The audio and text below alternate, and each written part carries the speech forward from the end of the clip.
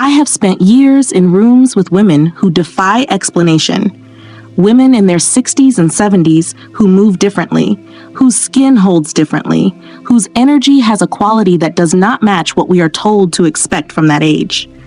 And I have noticed over time that a disproportionate number of them share a particular set of habits that did not come from a dermatologist or a wellness influencer. They came from a tradition that has been quietly solving the problem of aging for centuries. Chinese wellness practices, not the watered-down Western version. Jade rollers sold in airports and green tea marketed as an antioxidant. The actual protocols, the ones practiced in households, passed between generations, applied with biological precision to specific targets in the body. I've been studying these for years, and today I am giving you 7 of them, not as cultural curiosities, as functional tools, with the science that explains exactly why they work and exactly how to apply them. Stay until the end. I have a free gift waiting that was built specifically for this community, and it is the most requested thing I have made.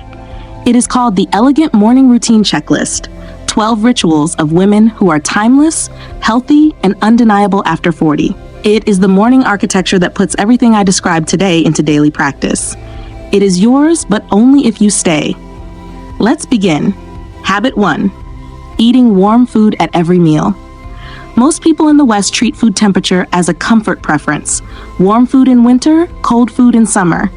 Chinese medicine has never treated it as a preference. It has always treated it as a protection protocol. I'm going to show you exactly what is being protected.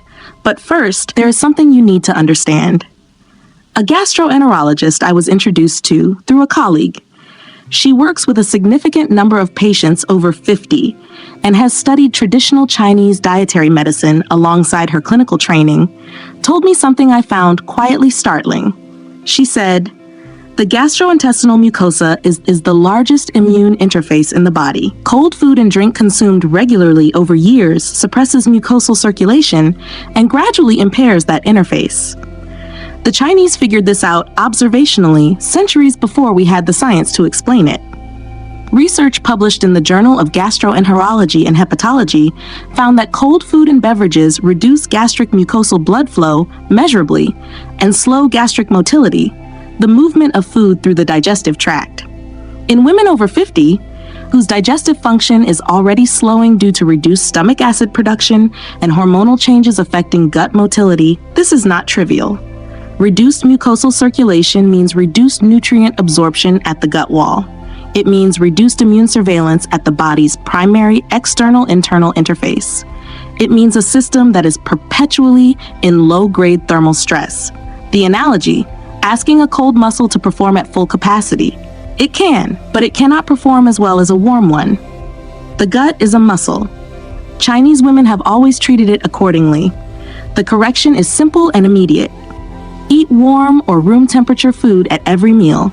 Replace cold water with warm or hot water, particularly in the morning and with meals.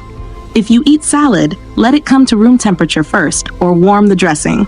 These are not dramatic changes. They are the daily accumulation of mucosal protection, and over 5 years, that accumulation is visible in digestion, in skin clarity, and in immune resilience.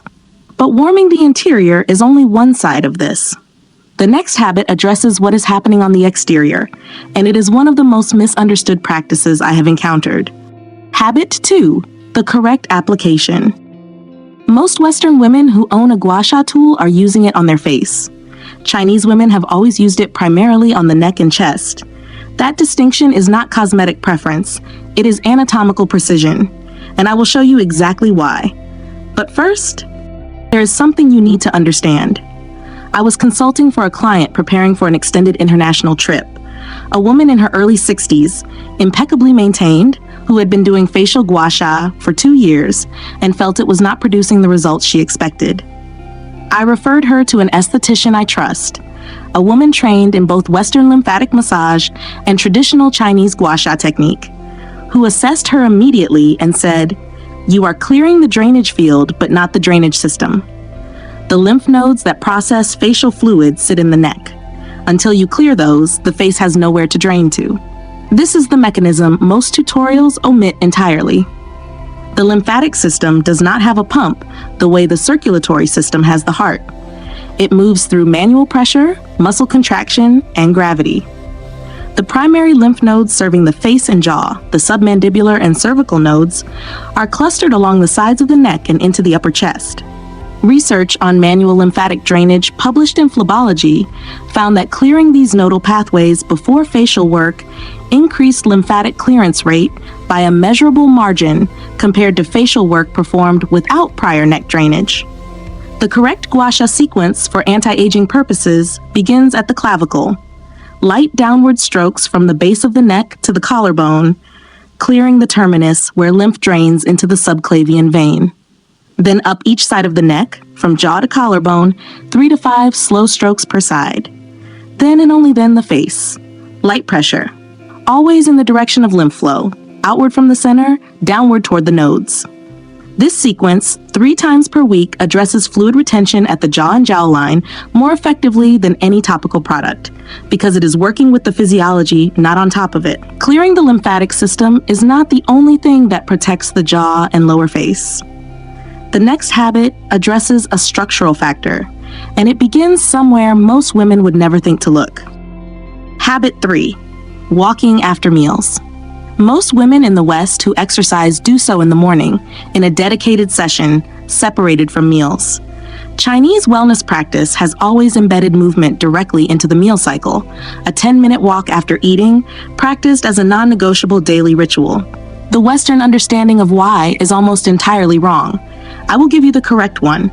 But first, there is something you need to understand. I read a study 2 years ago from a research team at the University of Limerick that stopped me mid-page.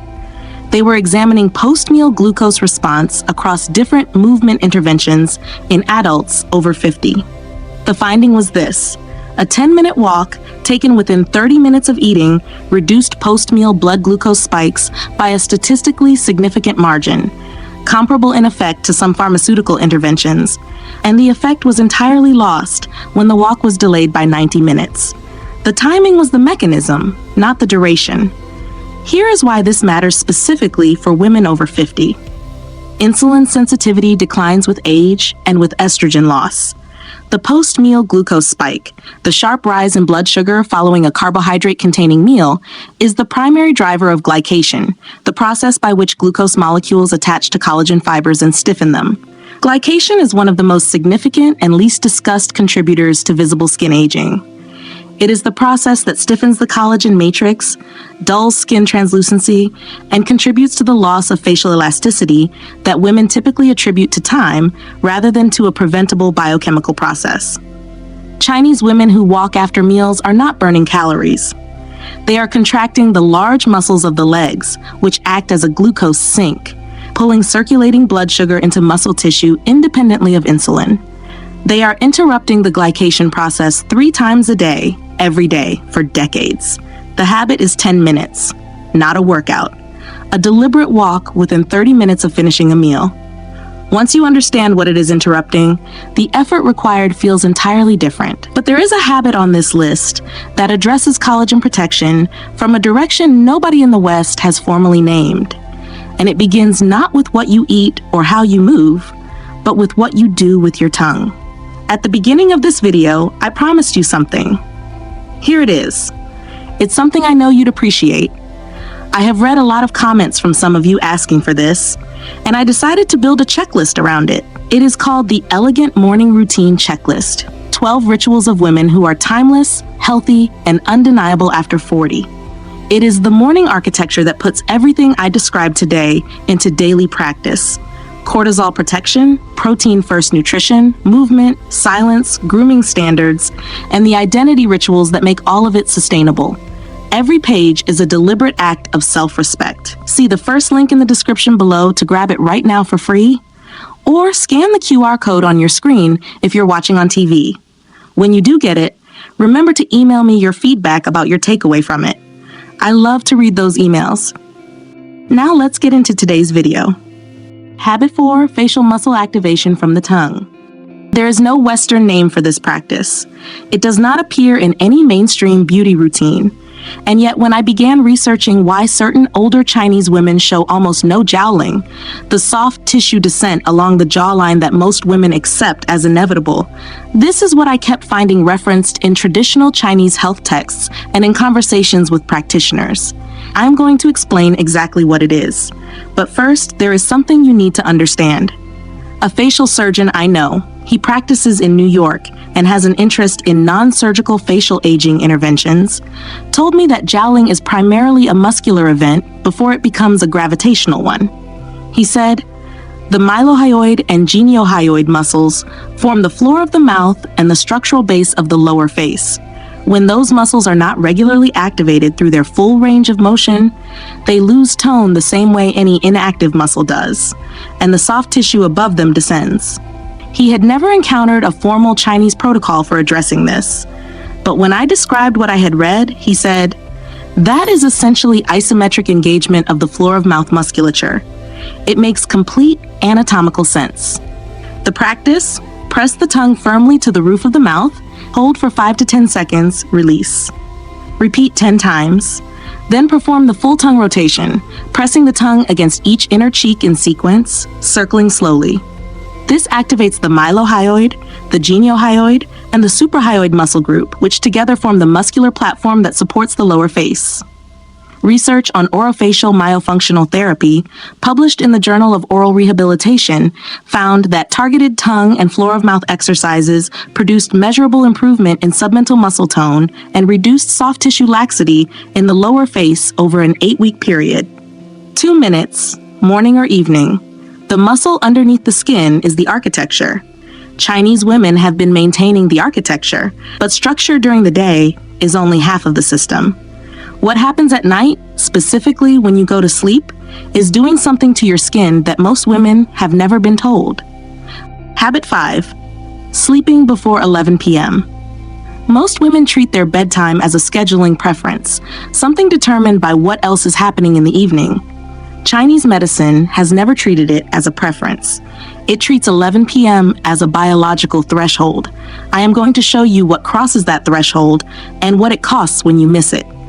But first, there is something you need to understand. Isabel has a habit she has maintained for years. She is in bed by 10:30 p.m. on most nights, not because she is tired, but because she decided years ago that sleep was, in her words, the most democratic luxury in existence, and she treats it with the same deliberateness she brings to everything else. She does not blur the end of the day, she closes it. The science behind the 11 p.m. threshold is cortisol specific.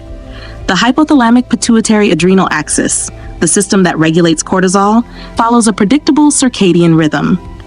Cortisol reaches its lowest point between approximately 11 p.m. and 1 a.m. This low cortisol window is the period during which growth hormone is most actively secreted, cellular repair is most efficiently conducted, and the skin's regenerative processes, collagen synthesis, barrier restoration, pigmentation correction, are most active. Research published in Dermatoendocrinology found that cortisol levels during this window are directly inversely correlated with overnight skin repair rates. The lower the cortisol, the more effective the repair. When you are awake past 11 p.m., particularly in lit, stimulating environments, cortisol does not reach its nadir. The window passes. The growth hormone pulse is suppressed. The repair cycle is abbreviated. The skin that wakes up the next morning has had less biological time than a full night technically suggests. The correction is not complicated. It is a decision about what the evening is for. Dimmed light after 9 p.m., no screens after 9:30, a defined close to the day. The 11 p.m. threshold is not a cultural preference, it is a biological appointment. Chinese women have been keeping it for generations, which is exactly what the Undeniable's complete system covers in detail. 7 complete guides, including identity, presence, first impressions, social mastery, wellness, standards, and your morning ritual. Everything the most elegant, vital, and undeniable version of you needs, built into one system for less than a dinner out. It's linked in the description below, or scan the QR code on your screen. Habit 6. Chinese herbal teas. Targeted use. Most Western women who drink herbal tea drink it for taste or for a general sense of wellness. Chinese women drink specific teas for specific biological targets at specific times of day. That targeting precision is the entire point, and without it, you are using a precise instrument as decoration. I will show you how to use it correctly. But first, there is something you need to understand. A practitioner of traditional Chinese medicine, I was referred to by a physician colleague. She has a practice in Lower Manhattan and works with a significant number of professional women managing perimenopausal and postmenopausal symptoms. Explained it to me this way. In Chinese medicine, a tea is a vehicle for a specific active compound being delivered to a specific tissue at a specific time. Drinking goji berry tea at 8 p.m. is not the same intervention as drinking it at 8 a.m. The body it is entering is a different physiological environment. This is not mysticism. It is pharmacokinetics applied to botanical compounds. Research on astragalus, huangqi, published in the Journal of Ethnopharmacology, found that its primary active compounds support immune modulation and cellular repair and are best absorbed in the morning, when cortisol is rising and metabolic activity is high. Red date tea, hongzhao, consumed in the afternoon supports iron absorption and blood quality, relevant for women whose ferritin levels tend to decline postmenopause. Chrysanthemum tea taken in the evening has documented cortisol modulating and mild anti-inflammatory properties that support the pre-sleep cortisol descent. Each tea is a tool. Knowing which tool to use and when is the practice. The correction is specificity. Choose one herbal tea with a documented target that is relevant to what your body needs most right now. Morning for immune and metabolic support. Afternoon for circulatory and iron adjacent support. Evening for cortisol descent and anti-inflammatory function. One tea, used deliberately, is worth more than 5 teas consumed without intention. Habit 7. Seasonal eating for inflammatory regulation. Most people who have heard of seasonal eating understand it as an environmental preference. Eat what grows locally, in the season it grows. Chinese seasonal eating is not a preference. It is an inflammatory management strategy built on the understanding that the body's inflammatory baseline shifts at seasonal transitions, and that what you eat either supports that transition or stresses it. I will show you the 2 transitions that matter most after 50. But first, there is something you need to understand. My mother, Claudine, who grew up in Lyon, where seasonal eating was simply how food was understood, used to say that the body is not the same creature in October that it was in August, and it should not be fed the same way. I thought this was French culinary philosophy. When I began studying Chinese medicine's approach to seasonal eating, I realized she had been describing the same principle from a different tradition. Research on seasonal variation in inflammatory markers, published in Nature Communications, found that the human immune system undergoes measurable compositional shifts at seasonal transitions, and that these shifts are most pronounced in spring and autumn. The spring transition activates a pro-inflammatory phase as the immune system recalibrates from the low metabolic winter state. The autumn transition activates a second recalibration as the body prepares for immune challenge in winter. In women over 50, whose baseline inflammatory regulation is already less efficient due to reduced estrogen's anti-inflammatory function, these 2 windows are the highest risk periods for inflammatory flares: joint pain, skin reactivity, digestive disruption, fatigue. Chinese dietary practice addresses this directly.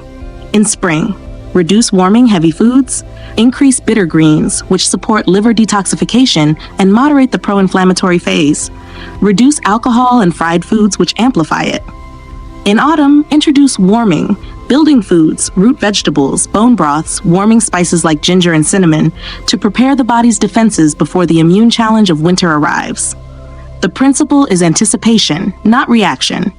You adjust before the transition, not after the symptoms appear. The correction is seasonal awareness applied twice a year at the 2 transitions that matter most, spring and autumn. Reduce inflammatory load in spring. Build immune foundation in autumn. It is not a diet, it is a calendar. Here is the complete framework. Warm food at every meal, mucosal protection, 3 times daily, accumulating over years. Gua Sha on the neck and chest first, clear the drainage system before the drainage field. Walk for 10 minutes after meals, interrupt glycation at the source. Tongue to roof of mouth activation. Maintain the muscular architecture beneath the lower face. Sleep before 11 p.m. Keep the biological appointment that cortisol and growth hormone have been making without you. Choose herbal teas by target and timing. Specificity is the entire practice. Adjust your food at seasonal transitions. Spring and autumn, anticipate before you react. None of these habits is dramatic. All of them are precise. And that precision applied daily and seasonally over years is the difference between aging that happens to you and aging that you are directing. Which is exactly what the Undeniables Complete System covers in detail. 7 complete guides, including identity, presence, first impressions, social mastery, wellness, standards, and your morning ritual. Everything the most elegant, vital, and undeniable version of you needs, built into one system for less than a dinner out. It's linked in the description below or scan the QR code on your screen. These habits have been working quietly for centuries. Now you know why. And now they are yours. I will see you there, Isabel.